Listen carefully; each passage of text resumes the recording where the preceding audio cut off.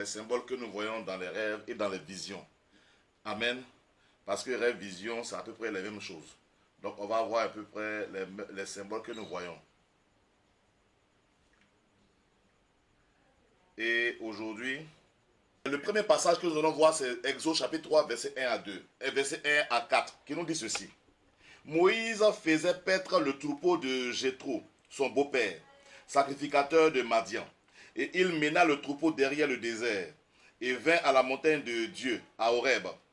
Verset 2. L'ange de l'Éternel lui apparut dans une flamme de feu, au milieu d'un buisson. Moïse regarda, et voici le buisson était tout en feu, et le buisson ne se consumait point. Moïse dit, je veux me détourner pour voir quelle est cette grande vision, et pourquoi le buisson ne se consume point. Verset 4. L'Éternel vit qu'il se détournait pour voir, et Dieu l'appela du milieu du buisson, et dit, Moïse, Moïse, et il répondit, me voici. Alléluia. Dans ce passage, qu'est-ce qui se passe? Le sous-thème que nous voyons déjà, c'est pourquoi tant de mystères. Vous voyez, Dieu se révèle à Moïse et il vient dans un buisson. Oui, c'est mystérieux. Le buisson Adam était un symbole. Et qu'est-ce qui se passe? Moïse fait tout pour chercher à voir, il cherche détourner pour voir qu'est-ce qui était dans le buisson. Amen. Et Dieu lui a demandé, Dieu l'a interpellé, Moïse, Moïse. Amen. Donc, parce qu'il y a tant de mystères, amen, Dieu souhaite que nous nous approchions. Dieu souhaite que toi et moi, nous nous approchions de lui le plus près possible. Amen. Le buisson était là. Et la chose était spectaculaire. Amen. La chose était mystérieuse et en même temps spectaculaire.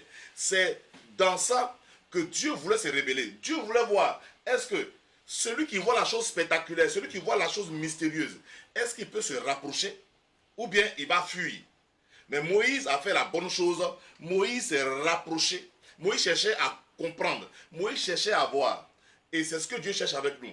Quand Moïse cherchait à comprendre, il ne cherchait pas à comprendre de par lui-même, mais il cherchait à comprendre la vision qui était là. Alléluia. Et Dieu lui a parlé. Donc, Dieu souhaite que nous nous approchions de le plus près possible de lui. Amen. Dieu aime utiliser les moyens étranges et hors du commun pour nous parler, afin de nous éloigner des choses mondaines et de notre routine. Donc, quand vous voyez qu'un songe ou bien une vision sort de l'ordinaire, la meilleure des choses, c'est de vous sortir de votre routine et vous rapprocher plus de Dieu pour mieux comprendre. Alléluia. Et on vous approche plus de Dieu pour mieux comprendre et vous cherchez, Dieu se rapproche de vous, vous aussi vous rapprochez de Dieu et vous comprenez beaucoup mieux les choses. Si Dieu nous parlait continuellement en utilisant des mots courants, sans que nous ayons à le chercher dans ce cas, nous n'aurions plus d'estime pour la parole de Dieu. Amen. Est-ce que vous comprenez?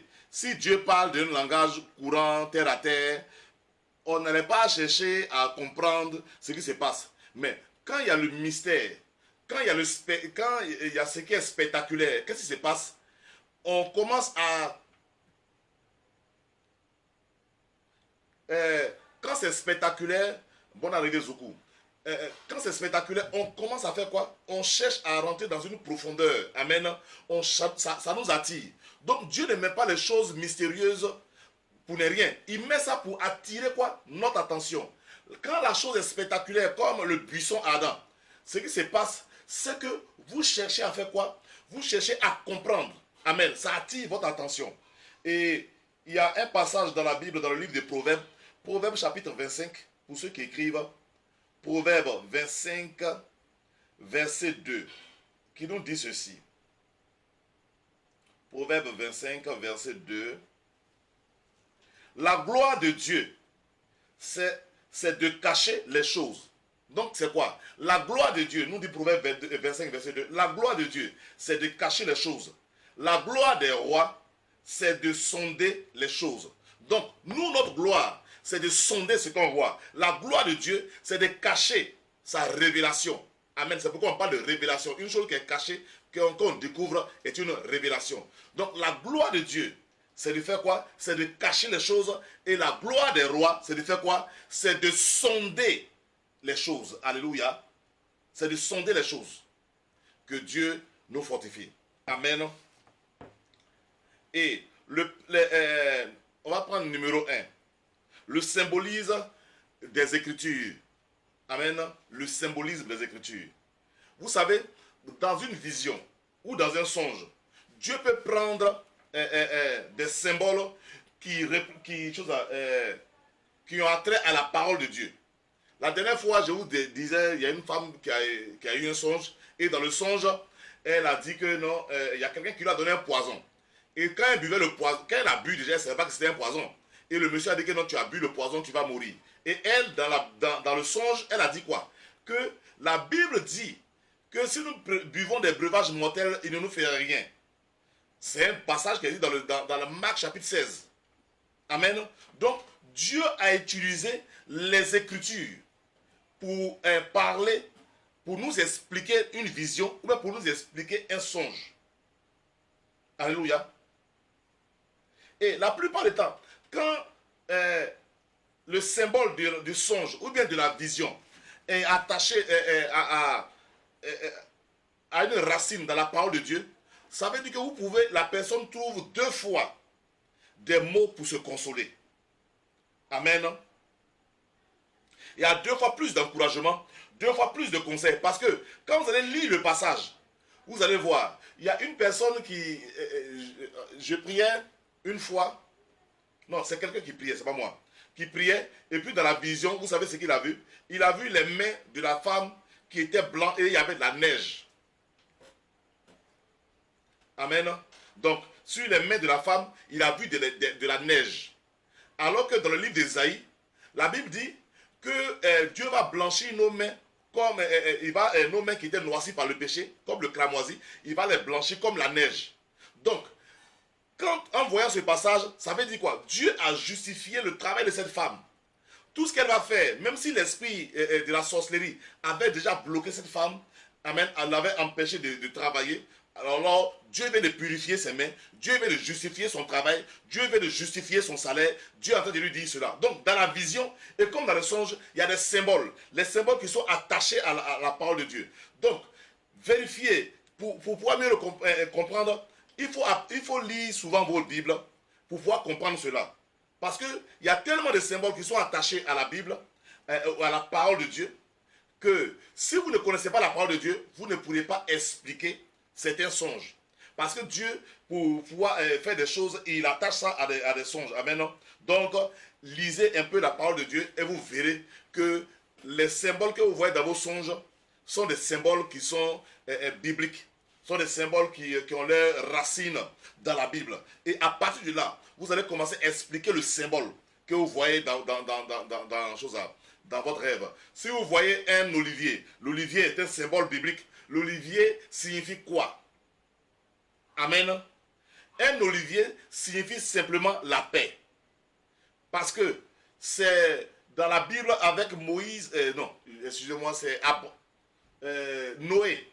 Noé a laissé partir la colombe. Et quand la colombe est venue avec dans le bec une feuille d'olivier. Amen. C'était pour dire quoi? Qu'il y avait la paix. Donc, l'olivier signifie, c'est le symbole. Les branches, les feuilles d'olivier, spirituellement, ça signifie la paix. Alléluia. Donc, Dieu peut vous donner comme ça plusieurs songes qui ont attrait à la parole de Dieu, qui ont attrait à des versets bibliques, qui ont leur source dans la parole de Dieu. Et vous verrez, au fur et à mesure que vous allez mieux connaître la parole de Dieu, les choses, le symbolisme des Écritures sera facilement, comment on appelle ça? Ça va être facilement expliqué. Alléluia. Je ne sais pas. Si on vous montre des chameaux, qu'est-ce que veut dire un chameau? Amen, dans la Bible. Il y a déjà des chameaux dans la Bible. Si on vous montre, je prends un exemple. On vous montre des dents. Les dents se trouvent dans la Bible. La dent, ça signifie les brebis, les moutons. Donc la dent signifie quoi? L'unité. Signifie des hommes. Donc quand vous voyez des dents qui sautent déjà, avant que les dents... je suis en train de donner à partir de lundi, du mardi, je vais vous donner la dent avec le verset biblique qui est attaché. Telle chose avec le verset biblique. Mais aujourd'hui, laissez-moi vous donner déjà cet enseignement. La dent, ça ne signifie pas autre chose, ça parle d'homme. Donc si une dent tombe, ça veut vous dire quelque part qu'un homme est en train de tomber. Amen. Donc, il y a la symbolique contemporaine. Alléluia. On va s'arrêter sur ces deux choses aujourd'hui. La symbolique contemporaine, ça veut dire quoi? La symbolique contemporaine n'a rien à voir avec la symbolique quelque chose de la parole de Dieu. Dans la parole de Dieu, il y a des versets. Mais la symbolique contemporaine, c'est quoi? Il y a une autre symbolique qu'on va voir après. Ça, on va le voir le mardi. C'est la symbolique personnelle. Symbolique contemporaine. Il y a des choses qui sont dans notre ère, qui n'étaient pas dans la Bible. Dieu peut utiliser ces choses-là pour pouvoir vous parler. Amen. La voiture, un véhicule, une voiture n'était pas dans la Bible. Une moto n'était pas dans la Bible. Un avion, il n'y avait pas d'avion dans la Bible en son temps. Amen. On va prendre quoi encore? Un téléphone cellulaire n'était pas dans la Bible. Amen. Donc, Dieu prend des choses de notre ère pour pouvoir faire quoi? Pour pouvoir nous parler. Ça, c'est le symbole, la symbolique contemporaine. Les choses qui sont avec nous tous les jours. Amen. Dieu peut utiliser une robe d'aujourd'hui. Amen, pour pouvoir vous donner. Dieu peut utiliser quoi? Un stylo. Les stylos d'aujourd'hui n'ont rien à voir avec les stylos d'hier. Dieu peut utiliser une ampoule. Amen. Et si Dieu utilise ces choses-là, c'est parce qu'il veut qu'on ait une connaissance sur ces choses. Mais ces choses-là aussi ont une explication spirituelle. Je prends un exemple. Dieu peut vous montrer une moto. Dieu peut vous montrer un véhicule. Dieu peut vous montrer un avion. Dieu peut vous montrer un bus, c'est-à-dire un car. Et puis Dieu peut vous montrer quoi. Bon, je vais prendre quelque chose. Je vais prendre des véhicules. Si Dieu vous montre des véhicules, le premier véhicule, on va prendre un bus, une voiture par exemple. Une voiture, quand on voit une voiture, d'autres vont dire que non, ça parle de la vie de quelqu'un. Ok, c'est pas mauvais aussi. C'est le premier, c'est déjà un bon niveau. Amen. Quand on monte un véhicule, ça parle de votre vie. Là, c'est une parole pour vous-même, votre vie personnelle. Alléluia. Ça parle de votre vie, ça va parler de choses. Si c'est un serviteur de Dieu, la voiture veut vous dire quoi? Vous êtes un homme, ça parle de votre ministère local. Ça veut dire, vous ne pourrez pas aller, on ne peut pas prendre une voiture par exemple pour aller en France. Votre ministère est un ministère local. Vous ne pouvez pas prendre votre véhicule pour aller aux États-Unis. Vous ne pourrez pas prendre votre véhicule pour aller au Japon. Donc, Dieu est en train de dire à cet homme de Dieu que ton ministère est local. Si c'est quelqu'un qui n'est pas un serviteur de Dieu, Dieu est en train de parler de votre vie. Comment je peux dire ça? De votre vie personnelle. Amen. Dieu est en train de vous dire de faire attention à votre vie. De regarder autour de vous. S'il y a des choses qui ne vont pas, si vous voyez un véhicule, Dieu est en train de dire, il tire sur son dans l'âme pour dire que non, faites attention à vous, à votre maison, il y a des choses à voir. Amen. Maintenant, il y a peut-être les autres choses maintenant que vous allez voir autour du songe vont expliquer, vont donner plus de précision sur le véhicule qui va être vu. Amen. Peut-être le véhicule va au village, ça a une autre explication. Le véhicule va en ville, ça a une autre explication. Vous êtes dans le véhicule, vous peut-être partez peut-être au marché. Le marché là, acheté au véhicule, a une autre explication. Peut-être vous montez dans le véhicule, vous partez au travail. Ça aura une autre explication. Alléluia.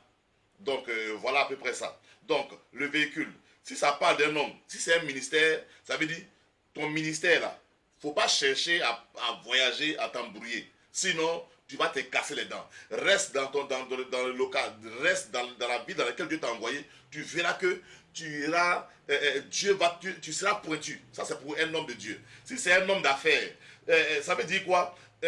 Dans tes affaires là, il faut laisser affaire d'aller à Dubaï. C'est pas parce que tes amis vont à Dubaï que toi tu es obligé d'aller à Dubaï. Est-ce que tu comprends? C'est pas parce que tes amis vont au Maroc pour aller prendre des choses.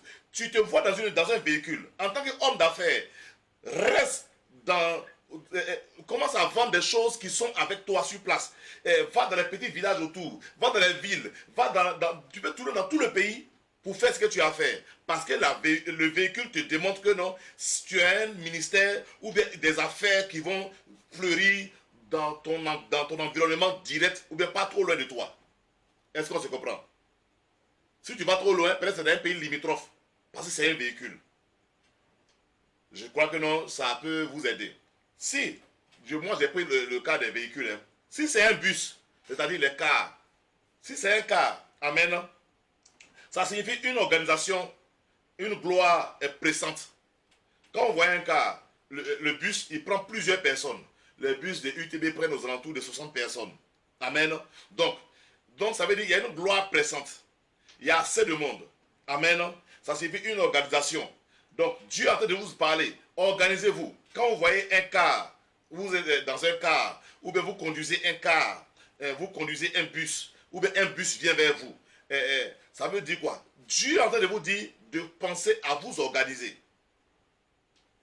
Organisez-vous. Parce qu'il y a plus de personnes. Amen. Il y a une gloire pressante qui arrive. Il y a une gloire. Comment on appelle ça? Votre clientèle peut augmenter. Dieu est en train de dire à un homme qui est marié que beaucoup de bonnes nouvelles arrivent. Il y a une gloire pressante qui arrive. Bon, je crois que si c'est un ministère, Dieu est en train de dire que non, si c'est un homme de Dieu, si il a un ministère, Dieu est en train de lui dire quelque part là que ton ministère commence à va commencer à grandir. Amen. Il va commencer à grandir. Prépare-toi aussi à avoir une bonne organisation autour de toi. Amen. Ton assemblée sera plus grande. Il y aura plusieurs assemblées. Amen. Dieu est en train de dire que puisque dans les bus, il y a plusieurs personnes qui peuvent venir à l'église en même temps. Donc ça peut être grand. Ou bien vous allez faire des croisades. Bon, ça c'est sur le plan des serviteurs de Dieu. Amen. C'est sur le plan des serviteurs de Dieu. On va continuer encore. Si vous voyez un avion, vous êtes dans un avion, ou bien vous voyez un avion, cela veut dire quoi? Cela veut dire que vos affaires seront de façon, puisque la voiture, c'est local, l'avion, ça veut dire quoi? Vous venez de briser des limites. Amen. L'une des premières choses que vous devez savoir, quand vous êtes dans un avion, dans un songe, ça veut dire quoi? Vous avez brisé des limites. Vous avez brisé des limites. Déjà, mettez-vous ça à la tête. Ça ne veut pas dire d'abord que vous allez voyager. Non. Vous brisez des barrières. Ou bien, c'est-à-dire les barrières que vous avez imposées. L'avion, lui, il dépasse. Il va plus loin. Donc, vous venez de briser des barrières. Votre ministère, votre vie commence à prendre une grande envergure. Alléluia. Donc, votre vie commence à aller à un autre niveau. Votre vie passe à une autre dimension. Vous avez brisé des limites. Ça veut dire votre jeûne que vous avez eu là. Dans votre jeûne là, Dieu ne vous dit pas que vous allez voyager. Souvent, il y a des gens qui ont eu des jeûnes où ils s'étaient trouvés dans un avion. Dieu vient de vous dire que non, vous avez brisé des limites. Dieu vient de vous dire que non, vous allez plus loin. Ce qui va vous bloquer sur le plan local ne peut plus vous bloquer. Ce que vous avez bloqué dans la maison familiale ne peut plus vous bloquer les autres. Ne peut plus vous bloquer. Ce qui a bloqué les autres dans le village ne peut plus vous bloquer. Si vous étiez en train de faire une affaire, Dieu est en train de dire que non, vous avez brisé les limites, les barrières qui vous maintenaient dans un lieu. Vous brisez les barrières. Vous avez surpassé vos barrières. Vous avez supplanté des choses. Alléluia. Est-ce qu'on se comprend? Donc, le symbolisme de l'avion, c'est briser d'abord des barrières. Ne pensez pas à un voyage imminent. Ne pensez pas à ça. Si vous pensez à un voyage imminent, vous allez mal expliquer votre rêve. Quoique, un voyage imminent peut faire partie de ça. Mais la première chose, c'est la limite. Les limites qui sont repoussées. Vous repoussez vos limites. Dans la Bible, il est dit quoi? Il est dit que non, élargis l'espace de ta tente. Dans Ésaïe 55, si je ne me trompe pas, ou bien 54, on dit élargis l'espace. Donc ça veut dire, cette personne-là, Dieu vient de dire à cette personne qui élargit l'espace de sa tente, ce n'est pas élargi qui est important. Mais la chose, c'est que Dieu vient de briser. C'est-à-dire, la personne était vouée à recevoir des choses petites. Maintenant, Dieu dit élargi pour dire quoi? Tu viens d'être brisé tout ce qui te retenait petit. Maintenant, tu commences à être grand, tu commences à être large. Alors, si vous avez vu un avion si vous êtes dans un avion dans votre rêve, je prophétise que vos limites sont brisées au nom de Jésus. Amen. Et recevez cela et avancez. Allez plus loin. Parce que rien ne peut vous arrêter. Aucun homme. Vous êtes déjà très loin. Amen.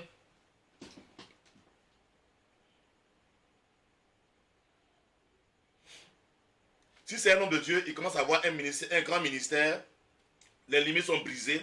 son ministère, il commence à être connu. C'est-à-dire, il fait des petites choses et sa renommée commence à se répandre. Vous faites une petite boutique à côté là, votre renommée commence à se répandre. Pas dans votre ville, mais elle se répand. On vous connaît jusque dans des endroits là où vous ne savez pas. Amen. Et si c'est un homme de Dieu, Dieu est en train de dire qu'il y a des miracles qui vont commencer. Il y a des miracles d'une autre dimension qui arrivent dans votre ministère.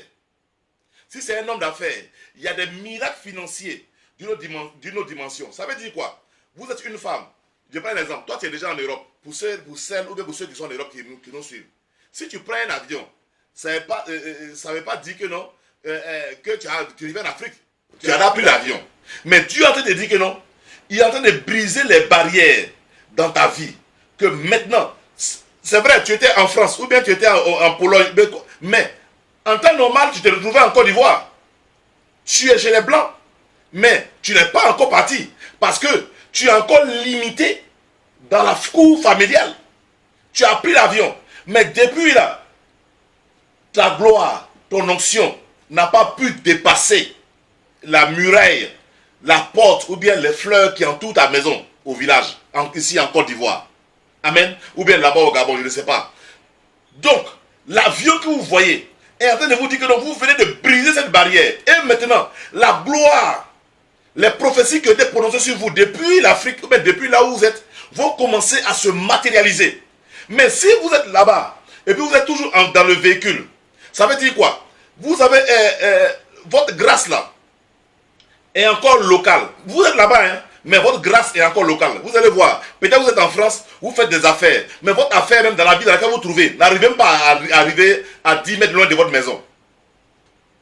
Vous devez briser cela au nom de Jésus-Christ de Nazareth. Amen. Donc, pour l'homme qui fait des affaires, ça veut dire, si tu es en Côte d'Ivoire, il va commencer à avoir d'autres devises dans tes finances. Tu peux avoir, tu vas commencer à faire des affaires, tu vas aller à Hong Kong, tu pourrais aller à Hong Kong, tu peux aller en Angleterre, en France. Ça veut dire, Dieu commence à faire entrer des choses, ça veut dire, ton commerce commence à devenir international, tes finances commencent à devenir internationales, des choses, amen.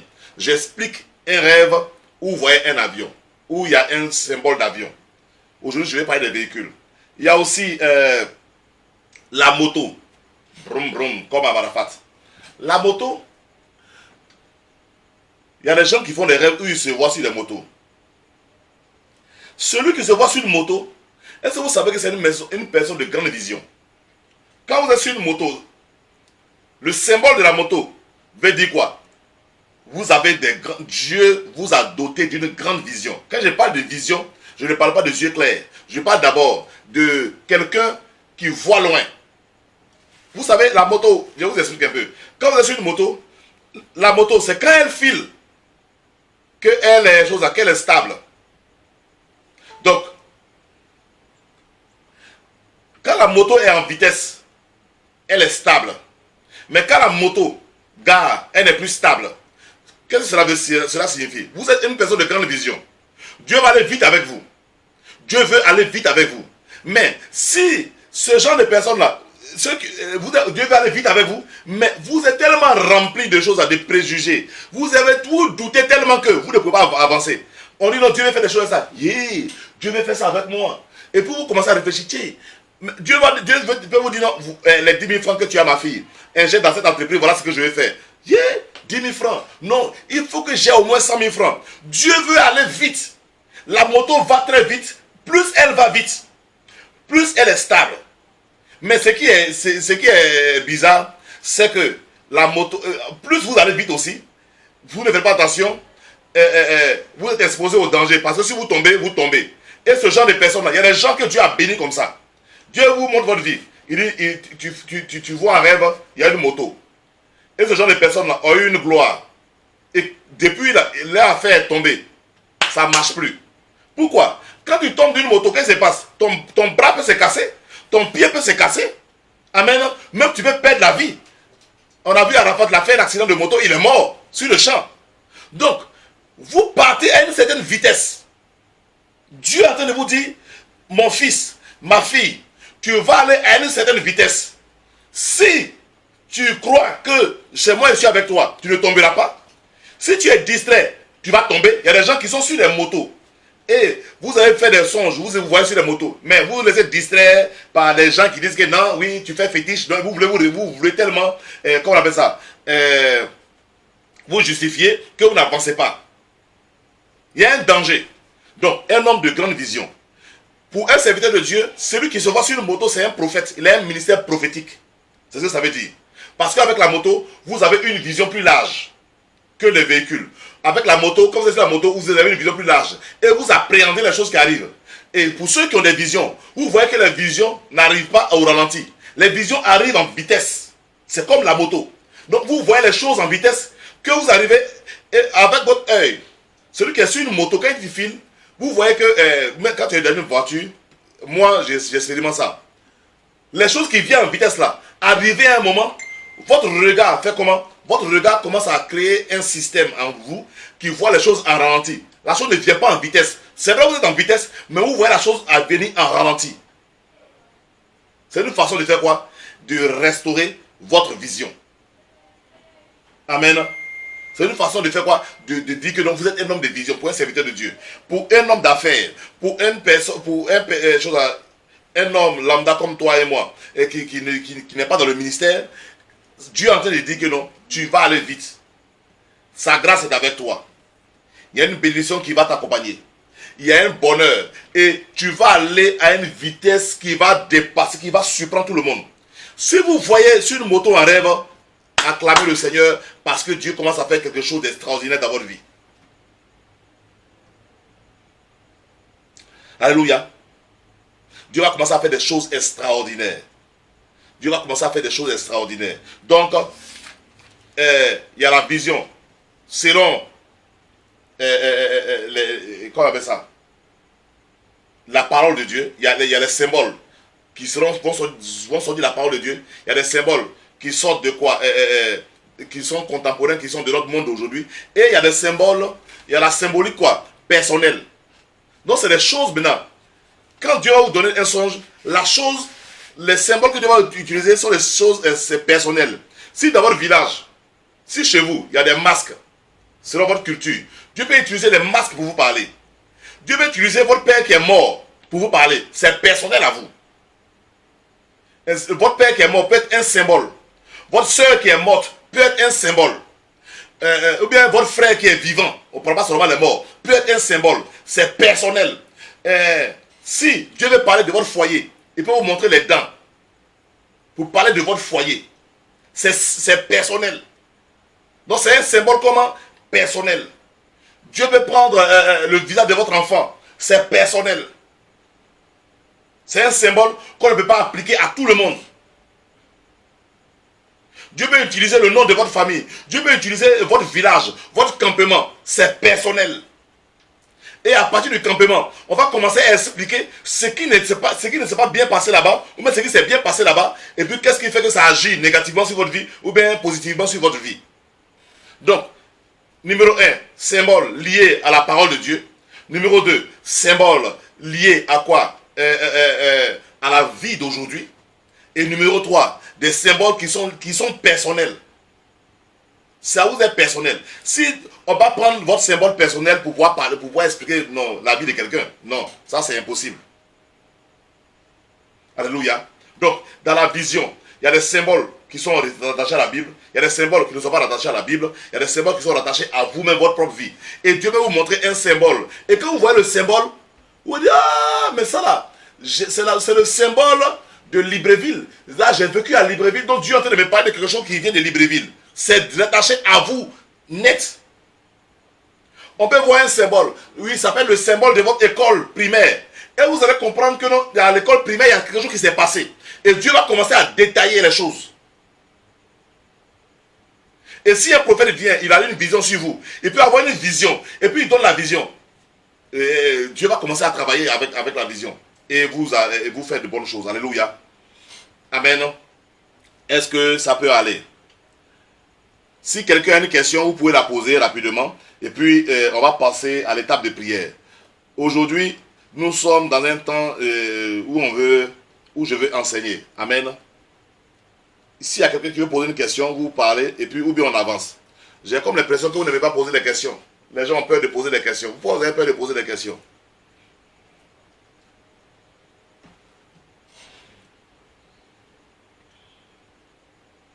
Amen.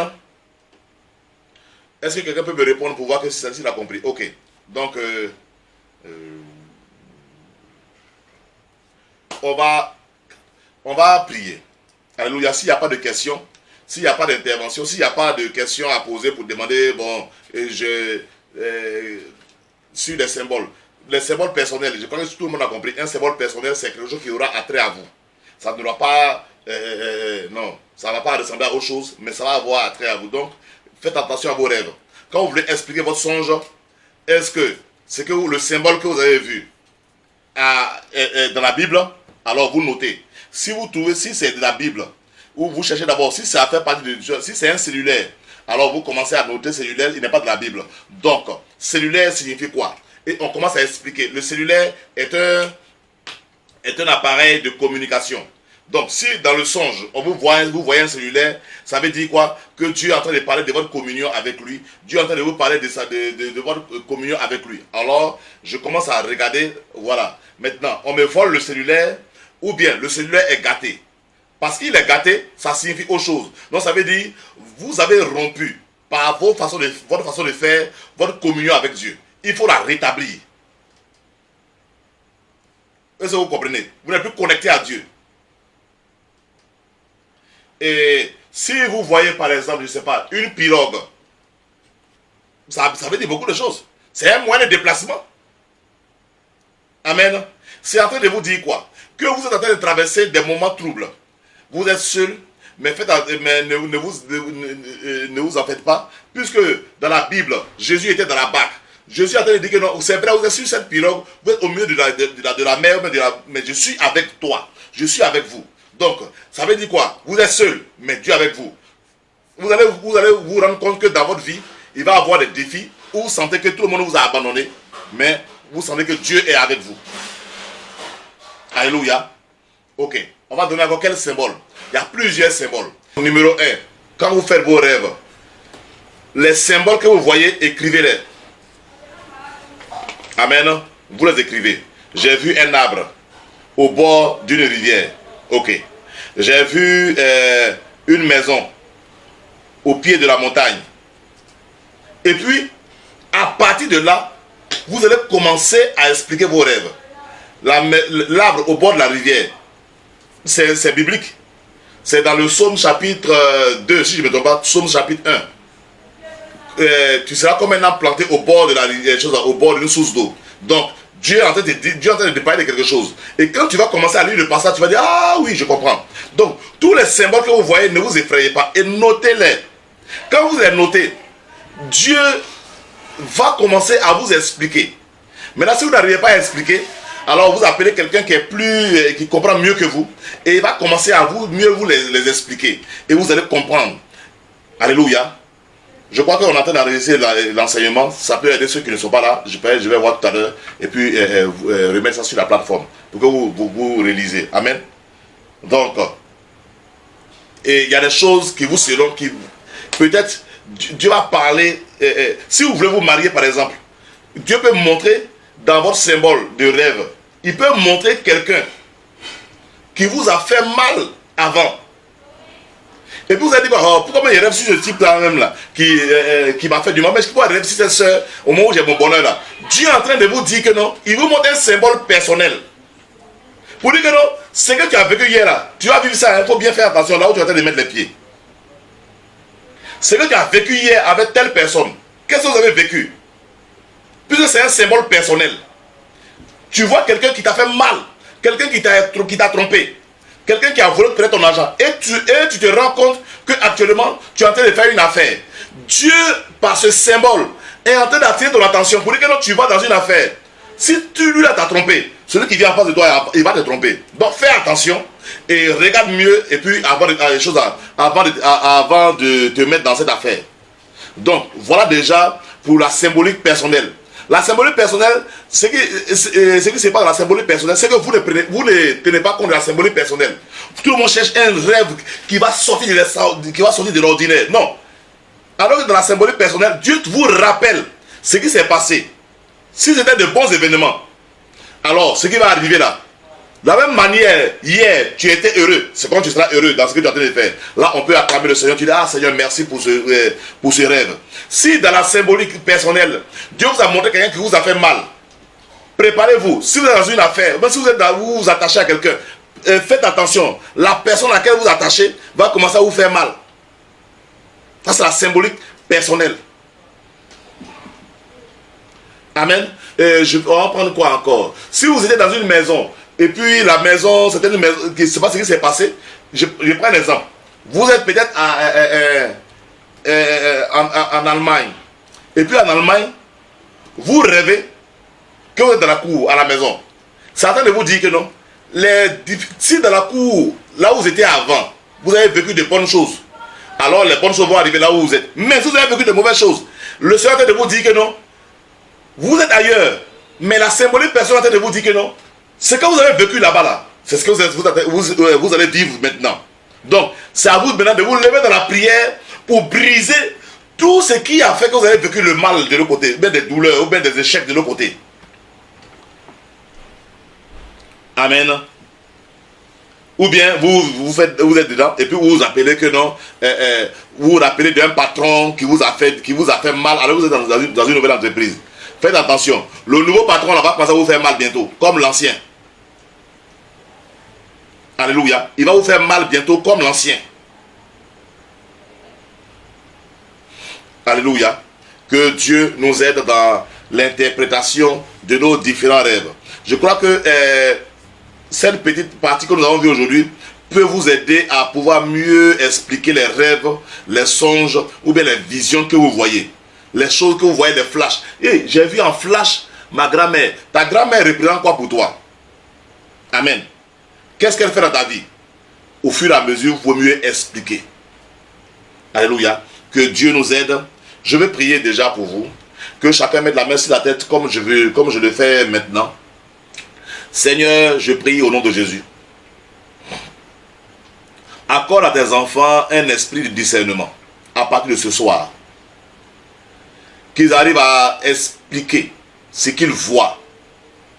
Qu'ils arrivent à expliquer ce qu'ils entendent dans leurs rêves. Seigneur, je prie au nom de Jésus-Christ de Nazareth que ta main puissante soit sur eux, au nom de Jésus. Je prie au nom de Jésus que l'esprit de l'interprétation des symboles s'attache à eux au nom de Jésus. Je prie au nom de Jésus-Christ de Nazareth qu'ils ne soient plus effrayés, mais que chacun arrive à expliquer la situation qu'il vit spirituellement et que le malheur qui était attaché soit maintenant révélé, soit découvert, qu'il soit brisé, qu'il soit ôté de leur vie. Merci Saint-Esprit d'agir. Merci Dieu de l'esprit des prophètes de te manifester dans leur vie. Que ton nom soit sanctifié, que ton règne vienne, que ta volonté soit faite.